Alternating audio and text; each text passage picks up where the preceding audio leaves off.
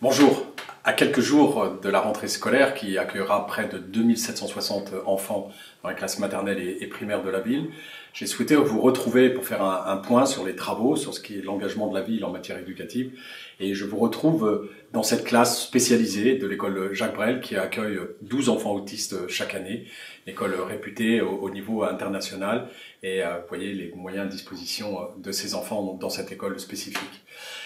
15% du budget de la ville est consacré à l'éducation. Vous savez, les enseignants ne dépendent pas de la ville, ils dépendent de l'éducation nationale. Le contenu pédagogique dépend de l'éducation nationale.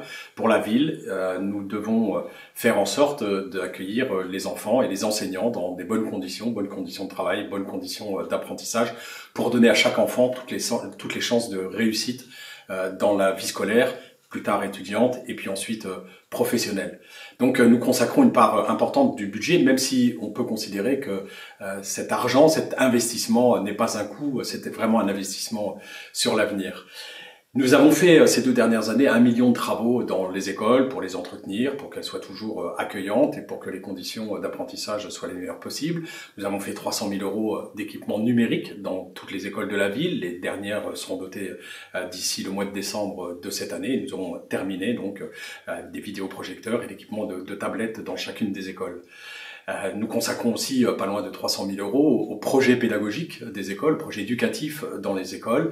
Et puis, vous le savez, la cantine scolaire est un moment important, qui est à la responsabilité de la ville. Nous avons décidé en 2011 déjà, donc il y a 7 ans, de passer au 100% bio pour faire en sorte que les enfants reçoivent la meilleure alimentation possible.